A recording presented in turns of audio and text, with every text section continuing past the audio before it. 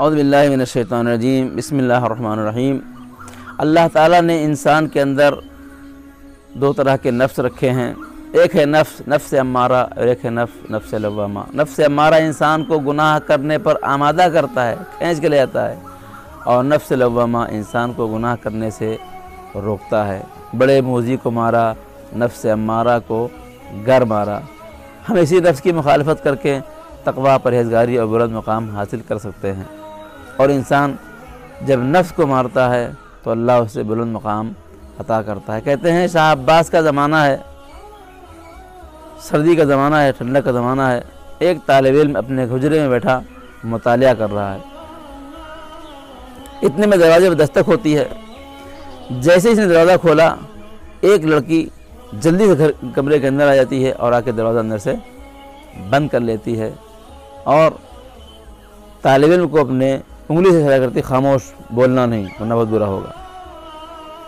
لڑکی کے ہاؤ بھاؤ سے طالب علم سمجھ جاتا ہے کہ یہ کسی بڑے گھر کی لڑکی ہے، درباری اور بادشاہ گھر کی لڑکی لگ رہی ہے۔ وہ طالب علم بیچارہ خاموش ہو جاتا ہے۔ یہ لڑکی پوچھتی کہ کچھ کھانے کے لیے ہے؟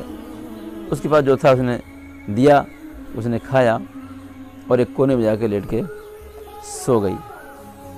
پہلے زمانے میں کمروں میں بخاری جلتی تھی، کمرے کو گرم کرنے، ہیٹ کرنے کے لیے بخاری ہوتی تھی۔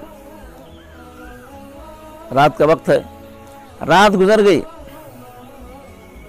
صبح ہوئی، اچھا ادھر لڑکی بھاگی گھر سے تو اس کی تلاش ہوئی، لیکن اب ایک طالب علم کے کمرے میں کون جا سکتی لڑکی؟ کسی کو شان و گمان نہیں تھا، نہیں ملی۔ صبح جب ہوئی، لڑکی نے دروازہ کھولا اور باہر نکلنا چاہا تو بادشاہ کے لوگوں نے لڑکی کو پکڑ لیا اور کمرے کے اندر سے اس طالب علم کو بھی پکڑا اور دونوں کو لے کے گئے بادشاہ کے سامنے حاضر کیا۔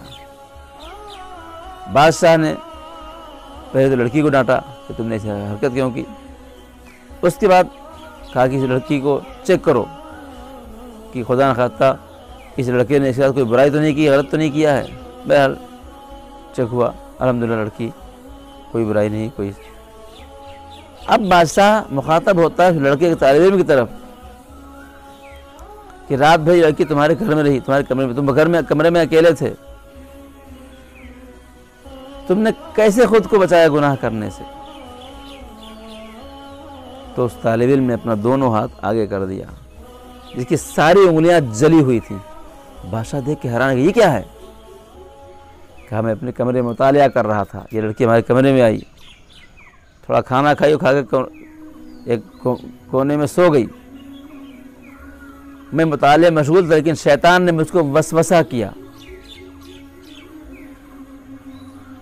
اور نفس امارہ نے مجھے گناہ کرنے پہ آمادہ کیا، لیکن جب بھی میرا نفس مجھے آمادہ کرتا، میں اپنی ایک انگلی بخاری پر رکھتا تاکہ مجھے جہنم کی آگ یاد آ جائے،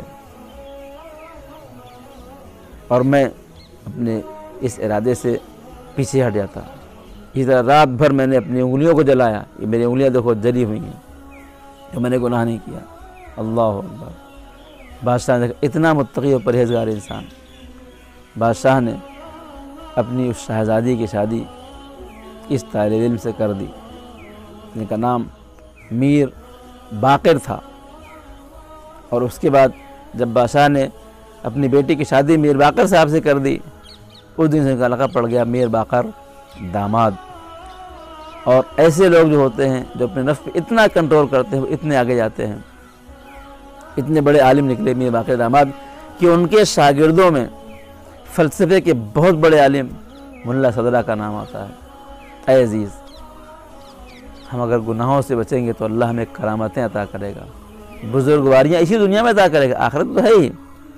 لہذا میں اپنے تمام نوجوانوں سے گزارش کروں گا، لڑکیوں چاہے لڑکے، نفس پہ کنٹرول کریں، خاص طور سے اس زمانے میں جب سوشل میڈیا کا زمانہ ہے، جب گناہ کے لیے بالکل سے ہر طرف سے آمادگی ہے، ہر طرف سے گناہ افراد پھیلے ہوئے ہیں۔ ایسے میں اپنے نفس کو بچائیے اور اللہ کا تقویٰ اختیار کیجیے تاکہ خدا ہمیں کرامتیں عطا فرمائے۔ السلام علیکم ورحمۃ اللہ وبرکاتہ۔